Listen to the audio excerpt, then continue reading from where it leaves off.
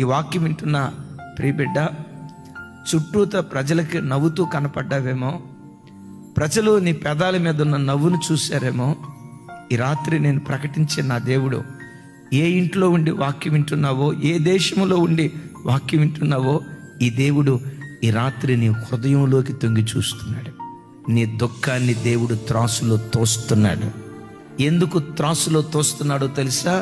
శ్రమ నొందిన ఏండ్ల కొలది సమృద్ధినివ్వటానికి దేవుడు తోస్తున్నాడు. నువ్వు శ్రమ నొందిన ఏండ్లు దేవుడు లెక్కిస్తాడు. కన్నీళ్లు కార్చిన ఏళ్ళు లెక్కిస్తాడు.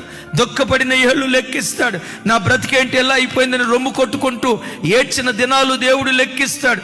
నేల మీద నువ్వు కాచిన కన్నీటి చుక్కలు దేవుడు లెక్కిస్తాడు. మరి విశేషంగా ఎంత శ్రమను, ఎంత దుఃఖాన్ని అనుభవించావో నీ దుఃఖమంతా దేవుడు కొలుస్తాడు. నీ నిందను దేవుడు కొలుస్తాడు. ఎందుకో తెలుసా?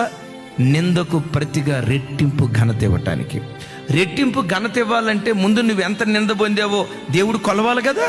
అందుకనే ఈ రాత్రి వాక్యం వింటున్నా ఎలారా, నీ దుఃఖం వ్యర్థం కాదు, నీ కన్నీళ్ళు వ్యర్థం కాదు, నీ ప్రయాసం వ్యర్థం కాదు. గుండెల్లో దుఃఖ సముద్రం పెళ్ళుబుకుతూ చుట్టూతో వాళ్ళు చూస్తే ఏమనుకుంటారోనని నోట్లో గొడ్డ అడ్డం పెట్టుకొని, నోట్లో బట్ట కుక్కుకొని కుమిలి కుమిలి ఏడుస్తున్నావేమో. శుభవార్త, నీ దుఃఖాన్ని త్రాసులో తోస్తున్నాడు.